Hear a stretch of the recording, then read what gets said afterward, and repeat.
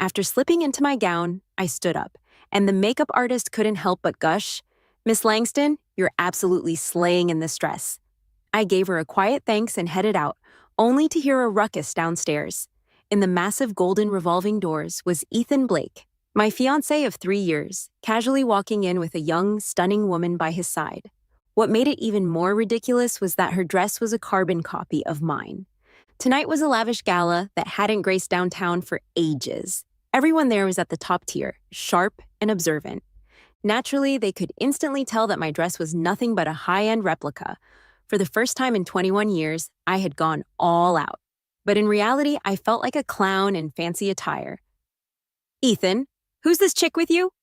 Someone couldn't hold back from asking.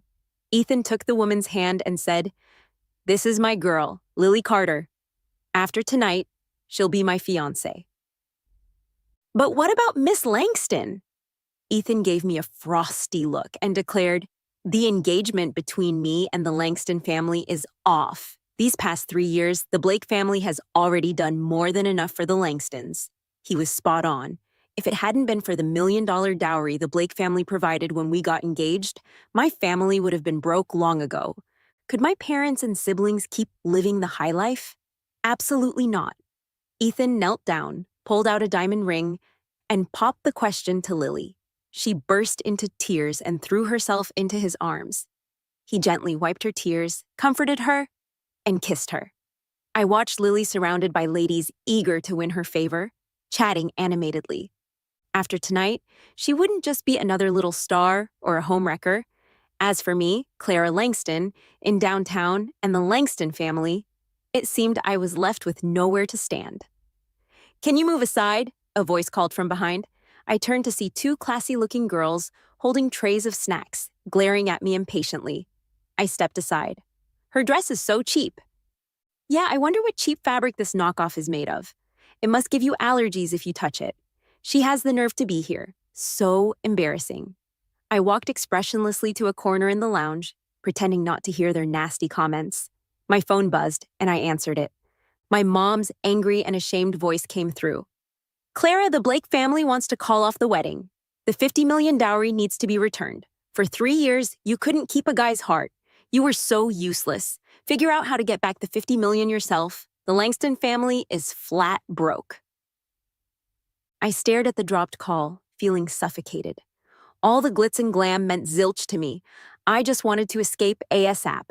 I heard that Mr. Cole came back to downtown yesterday and would be at the gala tonight. That's unlikely. Mr. Cole rarely shows up to these things. True, the last time he was on the scene was on TV news. I pressed my slightly aching chest and opened my bag for some meds. The rustling startled the two chatting girls, and they gradually walked away. My heartache grew, and the tight dress nearly choked me. I didn't care about finding the meds. I wanted to unbutton the hidden clasp and breathe. But no matter how hard I tried, it wouldn't budge. I tilted my head back, gasping for air, my long hair falling over the deck, lips turning pale. Not far off, the grand feast had kicked off. My ex-fiancé and his new girl were probably dancing sweetly together, and I maybe would quietly pass out on this silent deck. "Mr. Cole, you going in now?" "You go first, I'll join later," Simon Cole said as he moved toward the deck railing. "It's windy here, watch out." People around him tactfully exited one by one. Now that Simon was back in downtown, he was bound to make more moves. From now on, no one in downtown dared to stand against him. The gala organizers pulled all the strings to have him show up. Initially, he wasn't keen, but yesterday, his family pressured him about getting hitched. So he seized the chance to take some downtime. A gust of wind blew. Simon noticed a slim, frail figure not far away. He turned to leave but heard a muffled sound on the deck. Slowly, he turned back to check. The moonlight was dim, and that figure lying on the deck looked mysteriously alluring. My face was probably ghostly pale. The faint moonlight showed a face that had lost its charm, slightly distorted. I looked at the unfamiliar man in front of me like I'd grabbed a lifeline. I tightly grabbed his sleeve. The fight for survival gave me unexpected strength. I even pulled his arm and pressed it against my chest. My breathing sped up, heart racing irregularly. He glanced at me, seemingly understanding my distress. He unexpectedly knelt on one knee, his slender fingers gripping my wrist, and calmly asked, "Where's the zipper on your dress?" I couldn't speak and struggled to pull his hand away, pressing it against my chest. His eyebrows knitted, he released my hand and looked down at my dress's neckline. Then, his fingers fiddled with the hidden clasps. Suddenly, I felt light, the pressure on my chest easing. Air rushed in, and I breathed deeply, forgetting that my dress was tailored today with only petal-shaped invisible breast stickers on my chest. Now, the front of my dress was wide open, exposing me to him. It wasn't until a gentleman's suit, still warm from his body heat, landed heavily on me that I snapped out of my daze. I bit my lip, blushing before looking up and quietly saying, "Thank you so much. Can you stand up?" I nodded, gripping the suit jacket with one hand and the railing with the other, barely staying upright. "Need me to call your family or friends for you?" he offered. I shook my head quickly. "No, I just need to chill for a bit. I'll be fine." His phone rang a few times. I saw him step aside to take the call. "I've told you, I have plans for the marriage. Don't worry, I won't let my granddad go without closure." He seemed a bit irritated. The mist highlighted his cold, stern profile. Suddenly, I remembered where I'd seen this guy before, and at that moment, he turned his head, and our eyes locked. I quickly looked down. He finished his call and walked toward me, his perfume lingering in the air. I coughed awkwardly. Then he gestured to the suit on me. "You can hand the clothes to the attendant later." My face turned red again as I nodded and softly replied, "Okay." His gaze fell on my fingers. I was clutching his suit jacket tightly. The inner layer of my dress was spread open, with only a layer of silicone breast tape between my skin and the delicate suit lining. It was a hidden secret only I knew. Feeling uneasy, I instinctively crossed my arms. As he was about to leave, I mustered the courage to speak. "Just now, I overheard your call. Can we strike a deal?" I bravely looked up at him. "Maybe you need a wife, someone low-key, who can disappear anytime, and I need 50 million to buy my freedom." "A deal? What kind of deal are you pitching, Miss Langston?" I was so nervous I didn't even realize he knew my name. "Need a wife?" I gathered my courage and stared at him intensely. "I won't cause you any hassle and will do my best to cooperate. Of course, I won't bother you when you don't need me." He looked at me in the moonlight, his silver gray shirt and dark pants hugging his slim, straight figure. His brows and eyes weren't sharp, but his jawline was. I noticed the watch on his wrist, which could probably buy the luxe cruise ship I was on right now. "What are your conditions?" I hesitated, feeling a bit awkward as I spoke slowly. "I need 50 million. "What for?" I lowered my eyelashes, unable to meet his gaze. But in front of a stranger, it felt like I could openly share my distress and helplessness. "My fiancé wants to cancel the wedding, and I need to return half of the dowry to him." "I can't come up with 50 million. Cancel the wedding?" He suddenly looked at me, his gaze unexpectedly sharp. "Yes, cancel the wedding." I laughed lightly and lifted my face. The sea breeze tousled my long hair as I gazed into the night. "I have nowhere else to go, sir. I accept the deal, but I have a condition," he said. I couldn't believe it as I looked at him. "What condition?" "Get the marriage certificate within 3 days." "In such a rush?" I asked, surprised.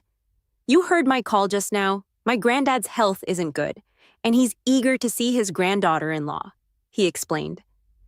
After he finished, he raised an eyebrow and looked at me. "Is it inconvenient for you?" I quickly shook my head. "No, it's fine." Then it settled. The sea breeze picked up, and my long hair whipped into a mess, brushing my face. Suddenly, he took a step forward and brushed stray hair from my face, tucking it behind my ear. "I'll have someone pick you up the day after tomorrow." "But how do you know where I am?" I asked. He didn't answer. When he withdrew his hand, it felt like his fingertips lightly touched my face. Or maybe it was just my imagination. He left for a long time, and I was still trapped in that unreal dream. Until Ethan Blake, who was slightly drunk, suddenly approached and grabbed my wrist. "Clara, for 3 years I've been waiting for you to bow down and beg me," he said. "As long as you're willing to submit like those girls, I'll give you not just 1 billion, but 10 billion for the Langston family." Ethan was drunk. I shoved him away hard, but dealing with a drunk was tough. He stared at me with bloodshot eyes, then fixed his gaze on the suit I was wearing. "Whose clothes are you rocking?" "It's none of your business." "None of my business?" His handsome face twisted slightly. "Clara, I want to see who dares to mess with my girl." He forcefully grabbed my suit and ripped it open. I tried to hold it together, but it was useless. The sea breeze blew fiercely, and under the moonlight, everything shimmered white. "Clara!" Ethan murmured dazedly. But the next second, a sharp, female voice rang out. "Clara Langston, you've got no shame." Oh my God, how can she seduce someone else's fiancé by undressing in public? Mr. Blake was stunned. "Lily, check her out." I snapped back to reality, panicking and trying to cover my dress. But Lily had already rushed over, crying, and tried to slap me in the face. "What are you doing?" A deep male voice suddenly sounded calm. Lily's hand froze for a moment. Then she was pulled aside by Ethan. I quickly stepped back, raising my arms in panic to protect my chest. Everyone turned their heads upon hearing the voice, and someone exclaimed in surprise, "It's Mr. Cole." "Which Mr. Cole? Who else could it be? It's Simon Cole." I widened my eyes and saw Simon behind the crowd, the man who helped me unbutton my chest binder on the deck earlier. The guy I had the guts to ask to be my husband and give me $50 million turned out to be the famous Simon Cole of downtown. Simon glanced at me and then looked away. He turned to his female assistant and said something. The assistant immediately walked through the crowd to my side and helped me put my suit jacket back on. "Miss Langston, let me take you downstairs to chill first." I nodded stiffly and thanked her. As she helped me leave, I couldn't help but glance back. The crowd had already quietly dispersed, everyone standing respectfully. "Mr. Cole, this is a misunderstanding." Ethan was partially sober, cautiously trying to explain. "What misunderstanding?" Simon's voice remained calm, no hint of anger. I slowly stopped and stood in the corner. The assistant didn't rush me, waiting patiently. Ethan's voice trembled a bit. "Lily is with me. She's my girlfriend." She misunderstood and lost control. Simon's eyes sharpened, showing displeasure. "I don't think there's such an uncultured presence among downtown socialites." Ethan felt extremely embarrassed, and Lily was on the verge of tears. Simon ordered his subordinate, "Escort this young lady off the ship." Lily cried and held onto Ethan's sleeve, refusing to let go. Having been in the entertainment biz for years, she knew how serious the situation was. Being kicked off the ship like this would soon spread all over downtown. She'd become a laughingstock with no way to redeem herself. "Mr. Cole, Lily knows she was wrong. Please give her a chance." Simon glanced at him and said, "Mr. Blake can leave with her." Ethan closed his mouth and withdrew his hand. Lily was quickly escorted off the ship by someone. The crowd on the deck also quietly dispersed. The farce ended like this. No one saw it coming. "Mr. Cole." The female assistant's voice suddenly brought me back to reality. I turned around in surprise, and Simon was walking toward me. He waved his hand for the assistant to leave and gently asked, "Clara, are you scared?" I shook my head blankly. "No, not at all. I'll take you back to rest first." Simon raised his hand and lightly held my wrist. "Is that okay?" Feeling dizzy, I nodded randomly and let him lead me forward. But just a few steps in, I felt a cool sensation on my chest. In that moment, my steps halted, and the nude-colored bra sticker slipped from under my suit. Simon turned around, his gaze catching the bra sticker. I felt so embarrassed I wanted to die, but he calmly bent down and picked up the piece of bra sticker. I felt mortified. He calmly bent down and picked up the piece of bra sticker. After folding it neatly, he pocketed it and reassured me gently, "This one's dirty and can't be used anymore. I'll have someone bring you clean clothes later." My face burned red, and I could only respond with a small, "Okay. Let's go." Simon held my hand again. The corridor was short, and we quickly reached the lounge. He escorted me inside and then left for something else. I sat quietly for a while before finally calming down. But after calming down, I realized belatedly that Simon Cole initially called me Miss Langston, but just now he called me Clara. He knew my name? He knew who I am. The assistant brought new clothes for me just now. I took a shower and changed into fresh clothes. Then I neatly folded Simon's suit jacket and put it in a bag. I wanted to dry clean it before returning it to him. Mr. Cole instructed me to personally escort Miss Langston back if he wants to leave, the assistant said. She seemed to be in her 30s or 40s and was very capable. Please also tell Mr. Cole that I'll take the clothes back for dry cleaning first, I said casually. No need to bother yourself, Miss Langston. Leave it to me. I didn't push back and handed her the bag, casually asking, How did Mr. Cole know my name? The assistant just smiled and said, That's Mr. Cole's private matter. When I got off, I received a text from an unknown number. Clara, this is Simon Cole. Save my number. I stared at the message for a while before slightly pursing my lips and replying, Okay, it's saved. I'll pick you up the day after tomorrow. Rest well these 2 days. He didn't send any more texts. When I returned to the Langston family, it was already late at night, but no one was asleep. The lights were on, but the atmosphere was tense and heavy. When they saw me come in, my mom immediately stood up. Clara Langston, have you figured out what to do? What did you do? How did you piss off Ethan Blake and make him cancel the wedding? Yes, Mom, you know very well our family relies on the Blake family for business to survive. 50 million. Where are we getting that now? Your sister-in-law is about to have triplets. Aren't you sending us to the wall? Everyone was blaming me for not winning our Ethan Blake's heart and smoothly marrying into their family. Let them keep draining us financially. When they set up this marriage for me, a sickly daughter born with health issues, while they chose their healthy eldest daughter, did they ever ask if I was okay with it? When they used the $1 million dowry from the Blake family to plug their financial gaps and keep up their lavish lifestyle, did I ever enjoy a penny of it?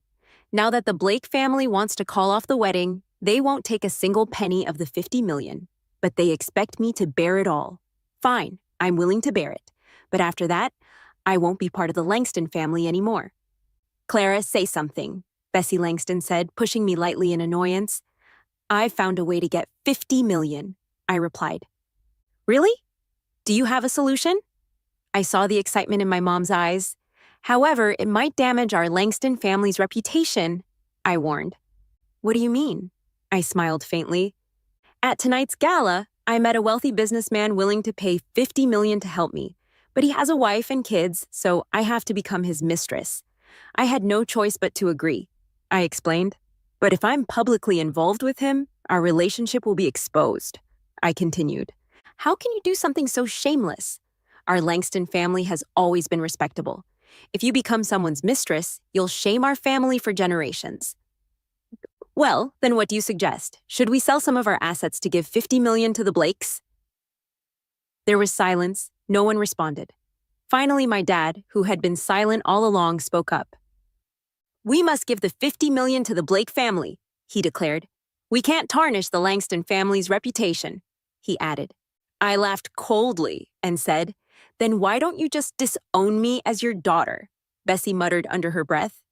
You should be grateful. All right, my dad concluded. The Langston family will publicly announce the severing of ties with me, but it will only be for show. I will still be considered a mad sin, and they won't disown me. I knew this was just a ploy to appease me. Once the 50 million is given to the Blakes, I'll be kicked out immediately. But they didn't know this was exactly what I wanted. The next morning at 9 o'clock, I received a call from Simon Cole. Clara, check your texts. The money should be in your account, he said. I've received it, I confirmed. Today you can go handle the annulment. I'll send a driver to pick you up, he added. Simon, can I ask you a favor? I interrupted. What is it? Can we keep our engagement a secret for now? I didn't want the greedy vultures from the Langston family to latch on to you and cause unnecessary trouble. You don't want anyone to know? Not forever, just for now. Is that okay? All right. I'll arrange for someone else to pick you up, he agreed. Once the 50 million is returned to Ethan Blake, the Langston family will publicly cut ties with me. Whether Simon wants a public or private wedding, I'll fully cooperate. By then, since the Langston family has cut ties with me, they won't be able to harm Simon in any way. After transferring the money to Ethan's account, I took a photo of the remittance receipt as proof. When Ethan called, I saw the Langston family's declaration of severing ties with me in the newspaper's classified section. I stared at those lines seriously, reading them over and over. Then I took more photos and carefully kept the newspaper. Ethan's voice sounded hoarse. Clara, where did you get the money? 50 million is no small sum. If the Langstons couldn't provide it, who gave it to you? Explain yourself. That's none of your business. Now that you've received the money, we have nothing to do with each other, I replied coldly. Before hanging up, Ethan suddenly called my name. Clara, do you think I did this for the 50 million? Regardless of your reasons, it's no longer my concern, I stated. Clara, you should know that if I don't speak up, no guy in downtown would dare to take you, he warned. I chuckled softly over the phone. Is that so? If you don't believe me, you can try, he challenged. I didn't want to waste any more time talking to him, so I hung up the phone. No sooner had the phone hung up than it rang again. Just as I was about to block his number, I saw 2 words flashing on the screen. Simon Cole. Is the Langston family cutting ties with you? How did you know? I was surprised. He was too well informed. Clara Langston. Yes? If you feel sad, you don't have to endure it. I really didn't want to cry. From childhood to now, I've become so used to it that I'm numb.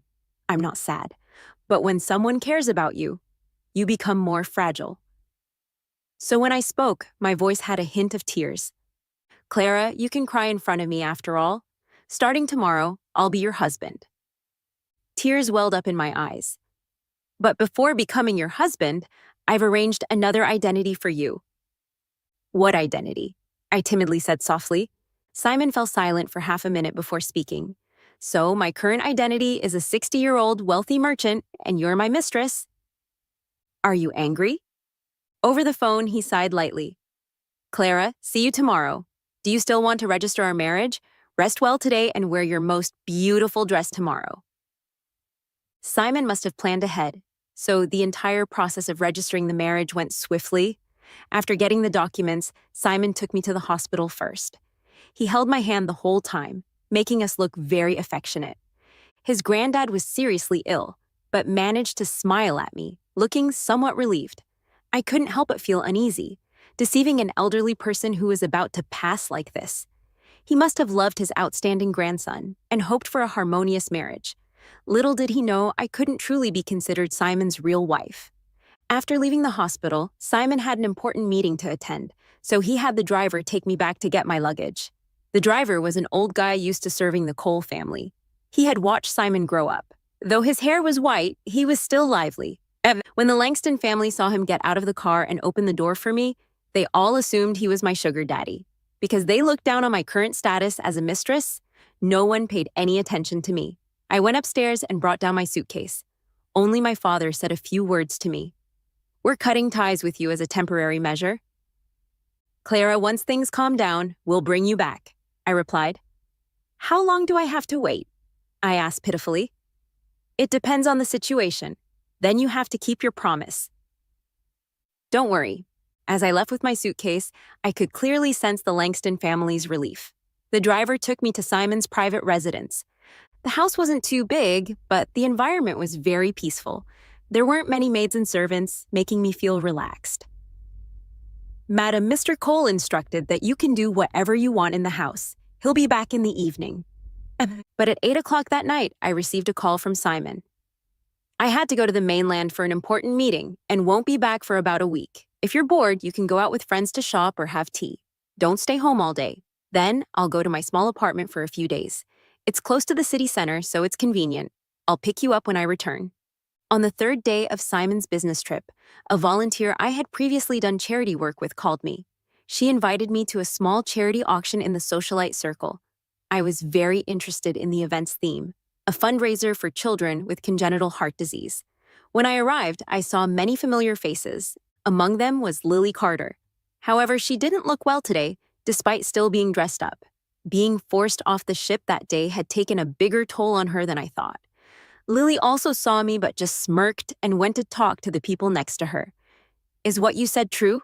Is she becoming a mistress? Of course it's true. Her parents are ashamed of her and have cut ties with her. Didn't you read the newspaper? Her sugar daddy is almost 80 years old. Even her granddad would be more than enough.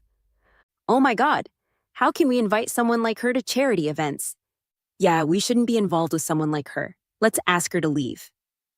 The scene got chaotic, and the socialite who invited me looked embarrassed. Clara, how about you join next time? I didn't want to make things difficult, so I took the initiative to leave. However, just as I reached the door, I bumped into Ethan Blake. Clara? I ignored him and kept walking outside, but Ethan grabbed my wrist. Are you here to find me? I pulled my hand away. No, I'm not. I just heard about your situation today. Ethan stopped me again. Clara, return the money. Why? I couldn't help but sneer. Didn't you want 50 million? Clara Langston, Ethan's face darkened. I said, as long as you submit to me once. How should I submit? I pushed him away again. Do you want me to kneel before you like a dog and thank you for your charity?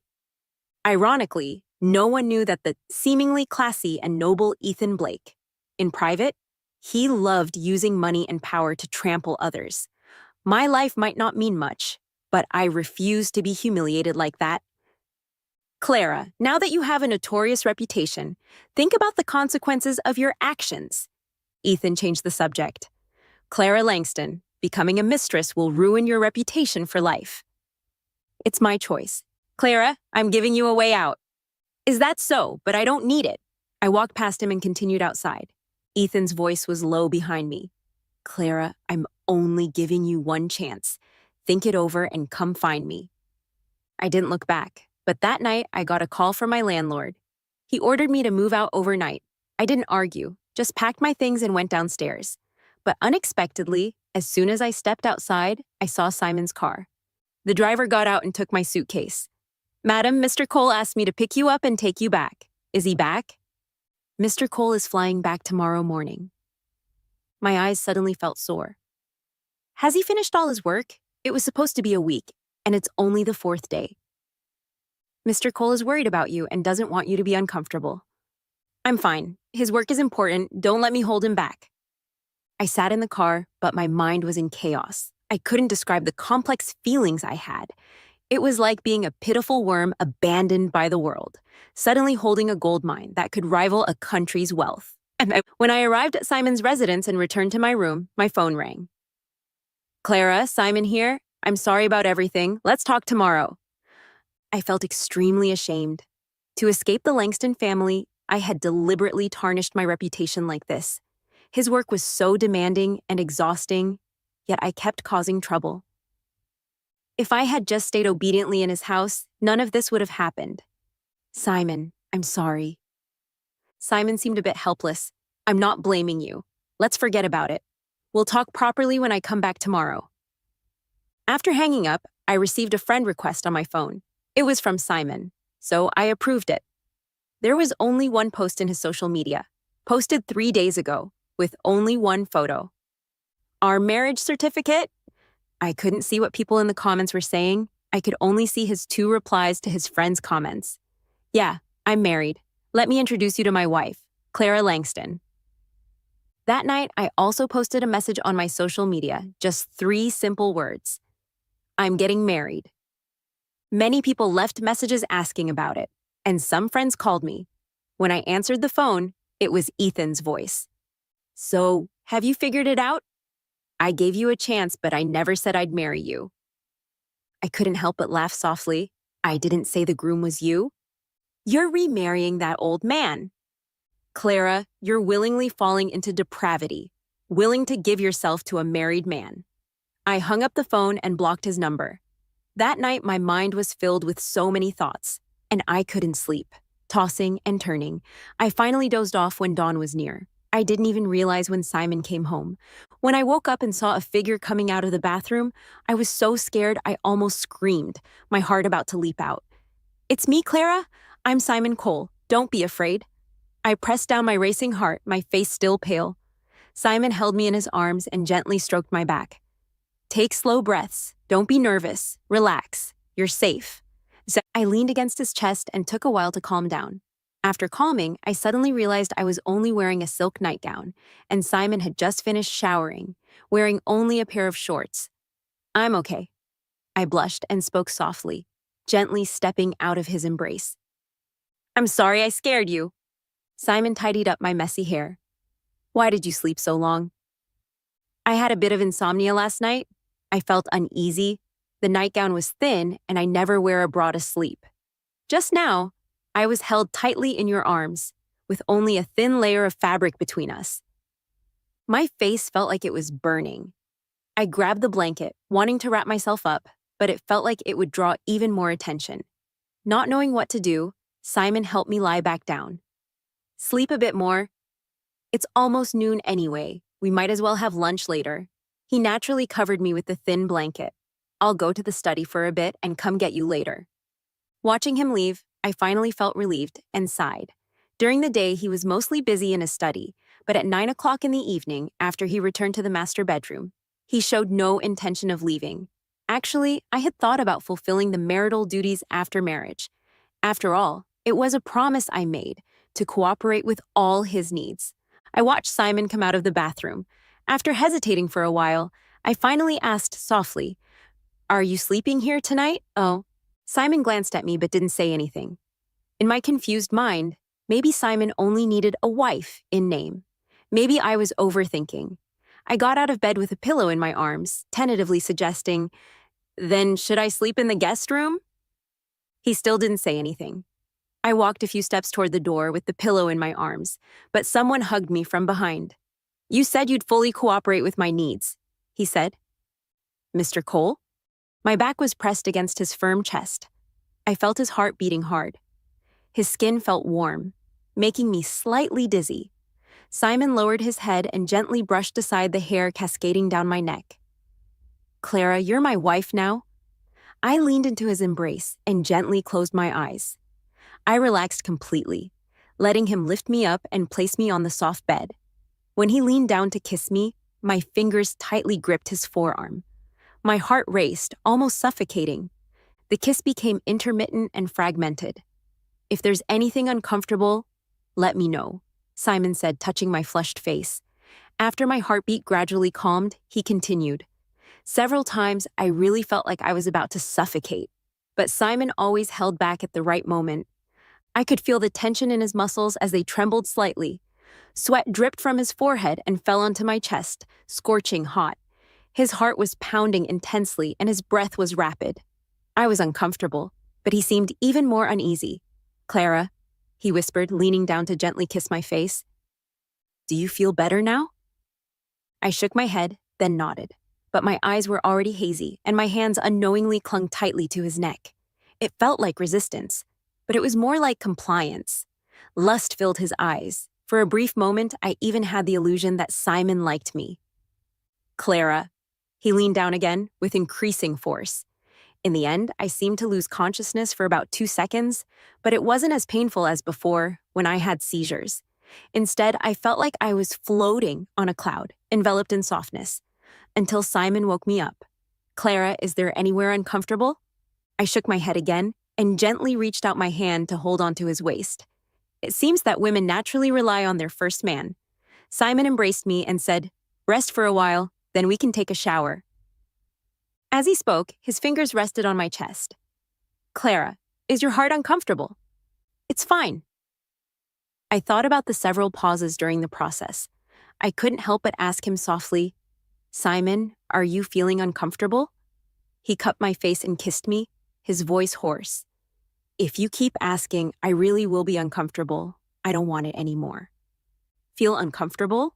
He cupped my face and kissed me, his voice hoarse. "If you keep asking, I really will be uncomfortable. I don't want it anymore. Okay, no more again." But he didn't let go of me. "I just want to kiss you." I remained silent and obediently let him kiss me. In my hazy mind, I couldn't help but think, when he calls me Clara, he seemed genuinely caring. But this serious and self-disciplined guy would probably only call me that in bed. I didn't have a chance to verify my guess, because the next morning, Simon left early again. I knew he was super busy. After all, being in his position meant handling countless matters, big and small. So I stayed home obediently, trying not to cause him any more trouble. Although I didn't go out, the days were unusually peaceful. For the first time in my 21 years, I felt the beauty of a calm and peaceful time. No need to worry about being treated as a commodity by my family. No need to be hurt by my parents' favoritism and relatives. I didn't have to think about anything as long as I did things that made me happy. I even picked up the piano I hadn't played for years, bought an online painting course, and started learning oil painting. I spent about a week without leaving the house. One afternoon, Simon suddenly called me and said there was a gala that evening he wanted me to attend. He had already prepared formal attire and jewelry, and a team of stylists would come to our home later. Will you go tonight? I'll come directly to you after I finish my work. What kind of gala is it? Should I go? It's a charity fundraiser dinner to help children with congenital heart disease. I thought you might want to go. His words touched me. The last charity event I couldn't attend due to Lily's scandal spreading was also for children with congenital heart disease. So Simon still remembered that. Because of my own heart condition, I've always been concerned about this matter. I still remember that even after I got engaged to Ethan, I faithfully volunteered every month. I visited sick or disabled kids in the welfare home. But Ethan once mocked me, "You're quite good at seeking fame and reputation." But he didn't know I wasn't doing it for fame and reputation. It was just because I had faced such hardships myself that I wanted to help more kids like me. Simon, of course I want to attend, but if you come over tonight, our secret won't be kept anymore. I wanted to ask him if it would cause him trouble or have a negative impact. Clara, from the beginning, it was you who wanted to keep it a secret, not me. I held my phone, murmuring in confusion. I don't quite understand why. Why did he agree to marry me? Why did he never think about hiding our marriage? Why, of all people, me? I'll answer you when I get home tonight. When I arrived at the evening gala venue, I naturally attracted countless curious glances. But what puzzled me a little was this. Since Simon was attending the charity gala, it was obviously high-end. The Blake family could attend, but the Langston family definitely couldn't.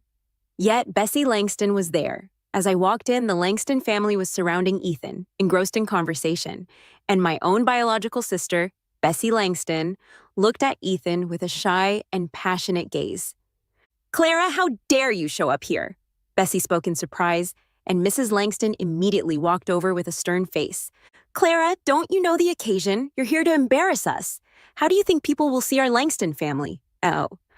I looked at the elegant and dignified lady in front of me, and there was no ripple in my heart. Clara has already cut ties with me, hasn't she? So I have no relationship with the Langston family anymore. Even if I embarrass myself, it won't reflect on the Langston family. But you're still surnamed Langston, and everyone in downtown knows you're my daughter. So what do you suggest I do? Clara, leave downtown and let your sugar daddy take you abroad. But Dad promised me that I could come back once the storm blows over. Mrs. Langston looked at me as if I were a fool. What are you daydreaming about? Your name has already been removed from the Langston family tree. Is that true? Of course it's true. So, legally and by blood, I have no connection to the Langston family anymore? That's right. Good. I turned around and looked around. Everyone must have heard what Mrs. Langston said. Clara, you better leave quickly. Why make a scene and lose face? Bessie pretended to be gentle and generous. Simon is here too. Don't let people laugh at you. At this moment, Simon also spoke up. Clara, didn't you say you were getting married? Mr. Blake, that tycoon has a wife and kids, mistresses all over the world. How could he actually marry her? So, your social media post that day was fake. I was about to say something, but Simon had already stepped forward and grabbed my arm. Clara, let me ask you again. Before he could finish, the gala hall suddenly fell silent. Mr. Cole is here. Why would Mr. Cole attend such a small gala? I don't know, but we're really lucky tonight to see the real Mr. Cole. Why is Mr. Cole coming this way? Oh my God, why is Mr. Cole looking in this direction? Is he looking at Miss Langston? It seemed like they heard the discussions, and Bessie's face quickly turned red. Mrs. Langston couldn't hide her delight either. I turned around and looked at Simon. He was still wearing a black business suit, looking very serious and unapproachable. At this moment, I couldn't help but feel a little dazed. This was the man I had only seen on TV and in newspapers. Now he was my husband. He had kissed me many times and called me Clara. He was really gentle with me, like a very, very good husband. Clara, Simon spoke. This was the first time he called my name in public. Not Clara Langston, but an affectionate and intimate name, Clara. The smile on Bessie's face froze in a somewhat comical way. Mrs. Langston was also stunned. Ethan looked even more bewildered. I forcefully shook off Ethan's hand with a hint of grievance in my slightly reddened eyes. Simon, wait. He walked through the crowd and came straight to me. Your dress looks beautiful today. Your makeup suits you well. Very beautiful. I wanted to cry and laugh at the same time. Just as tears were about to fall from my eyes, Simon embraced me in front of everyone. It's all right. I was only a few minutes late and you were bullied. When he mentioned the word bullied, his gaze lightly swept across the crowd. Mrs. Langston's face turned pale, and Bessie instinctively hid behind her. Simon's gaze finally fell on Ethan's face. Mr. Blake, what were you talking about with my wife just now? The word wife in Simon's words was like a bomb. The silent crowd immediately erupted into a low discussion that couldn't be controlled. Ethan still seemed somewhat incredulous and spoke in a daze. Wife? Yes, Clara Langston, she is my wife. Simon Cole's wife. As soon as Simon finished speaking, Mrs. Langston suddenly regained her senses and walked a few steps to my side, affectionately grabbing my arm. Clara, my child, why didn't you tell Mom about such a big, happy event? I pushed her hand away. Mrs. Langston, I am no longer part of the Langston family. Mrs. Langston was taken aback and hurriedly said, There's no lingering hatred between a biological mother and daughter. We can just talk and resolve any misunderstandings between us. I shook my head. There's nothing to talk about. I have no connection with the Langston family anymore, as the family tree can attest. Mrs. Langston became anxious and looked at Simon pleadingly. Mr. Cole, you see, our child Clara is just being childish and is still mad at me. I'll listen to my wife, Simon said. Simon embraced me, his voice cold. If Clara says she has no relationship with the Langston family, then she has no relationship. Mrs. Langston was devastated. Simon suddenly spoke up. Mrs. Langston, as far as I know, the Langston family hasn't donated a single cent to charity in the past decade. Upon hearing this, Mrs. Langston immediately broke out in a cold sweat, unable to respond. So you haven't donated a single cent. Then why does the Langston family always scramble to attend charity galas, to gain fame and prestige? How shameless. Mrs. Langston couldn't bear to stay any longer and left with Bessie in a sorry state. Simon embraced me. Clara, let's go home too. We haven't made a donation to the children yet. I reminded him in a low voice. Simon, my heart isn't doing well. In the dim room, I felt waves of dizziness. The familiar feeling of suffocation came over me, and I clutched his arm tightly, turning my face to breathe deeply. Simon crouched down, his forehead lightly touching mine. Clara, I can sense you're struggling. But my body was so uncooperative. Simon, how about you marry a healthy wife? Clara! Simon's eyes were unusually serious. There's no shortage of healthy women in this world, but I'm here for you. What's wrong with you like this? He brushed aside the damp hair on my forehead. In my eyes, you're the best. Your health isn't good. We'll take it slow, treat it slowly. If it can't be cured in downtown, we'll go to the capital.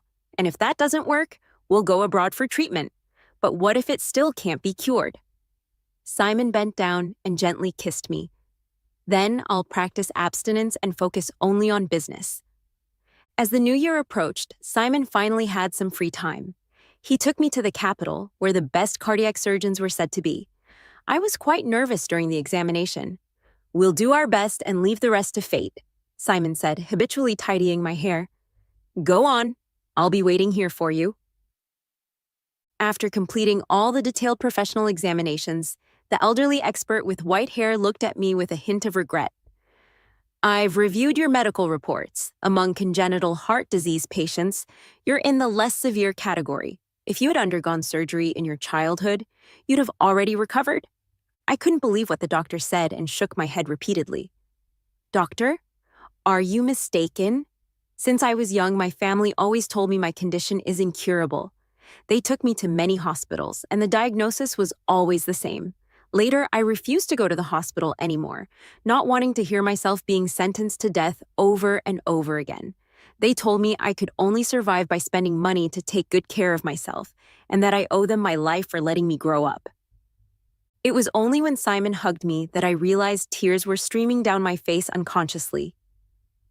They lied to me, didn't they? Why did they deceive me? Why did they treat me like this? If they didn't want to cure me, they could have abandoned me or given me away. Why did they lie to me for so many years? Clara, don't dwell on these questions. Your recovery is more important than anything else, you know? I just can't understand, I replied. Simon held me even tighter. Then let's not think about these meaningless things. Let's look forward and not look back. When spring arrived, Simon came to pick me up and take me back to downtown. By then, I had already been discharged from the hospital, and my health had improved significantly. A few days ago, he received a notice that his granddad was critically ill, so he hurried back to the hospital in downtown overnight. It wasn't until the day before yesterday, when his granddad miraculously survived the critical condition and stabilized, that he finally felt relieved. It had been exactly half a month since we last saw each other. Simon got out of the car, but didn't come toward me. We had made a promise before. When we met again, I would run to his side, just like any healthy girl would. He opened his arms. I lifted my dress and ran down the steps, passing through the garden filled with lush green and bright yellow, running lightly in the spring breeze. For the first time in 21 years, I ran like this. Even the slightly chilly spring breeze felt warm. I disregarded everything and threw myself into his embrace.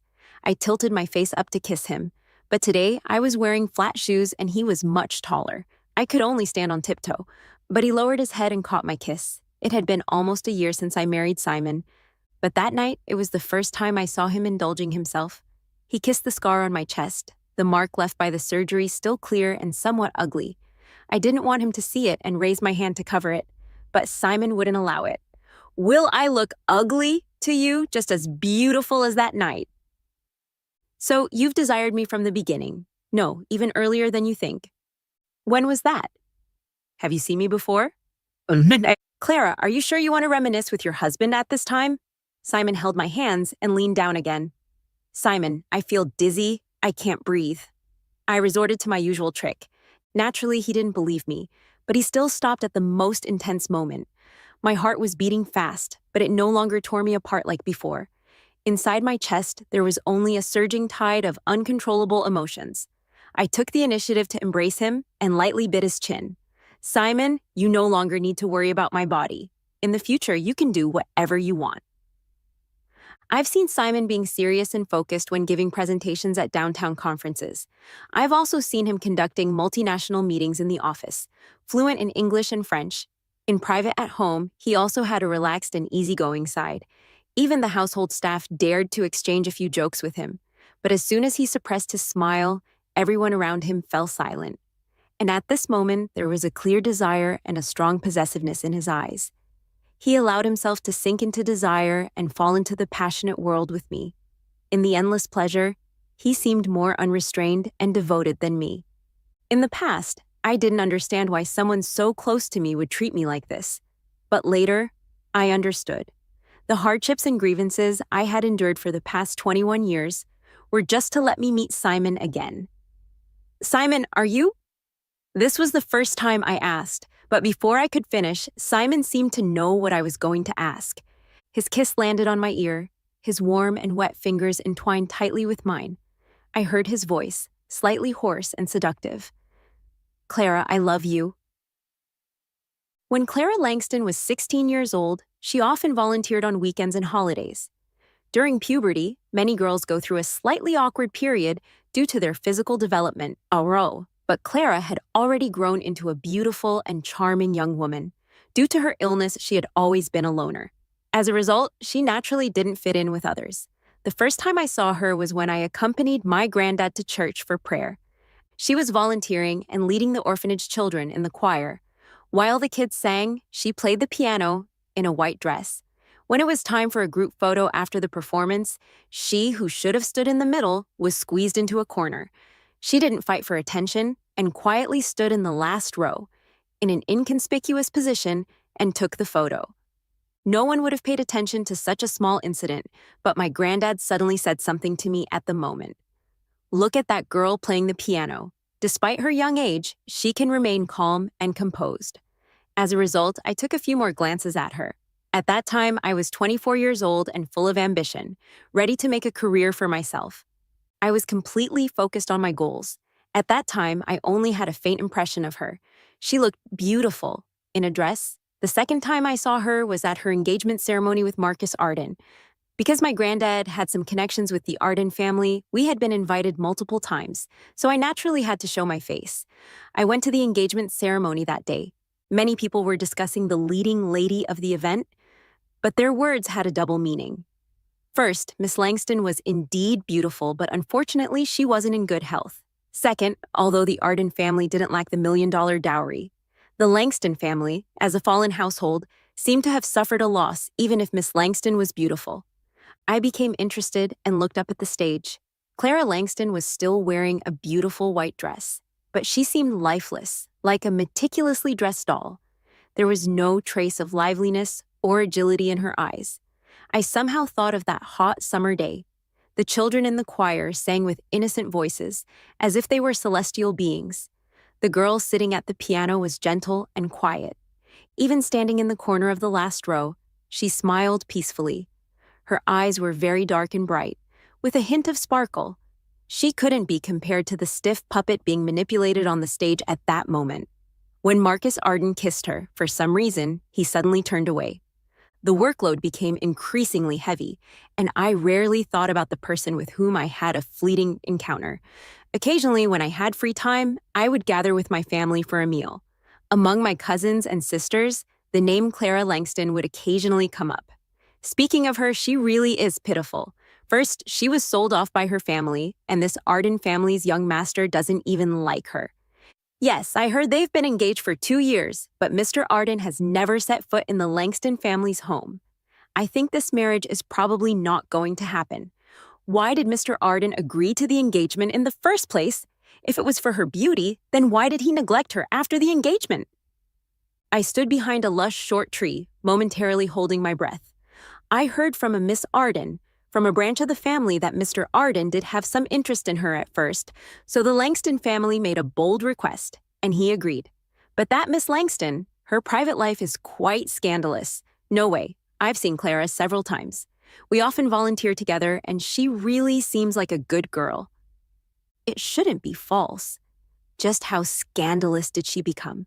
It seems that when she was 16 or 17, she had relationships with many boys. Before she got engaged to Mr. Arden, she even had secret meetings with other men at hotels. The Langston family spent a lot of money to barely cover it up until after the engagement ceremony. Think about it. Would someone as proud and arrogant as Mr. Arden be able to swallow this? So, after the engagement ceremony, Clara was sent back to the Langston family. Mr. Arden, due to his reputation, could only conceal the ugly incident, but from then on, he deeply despised Clara. Why didn't he just break off the engagement?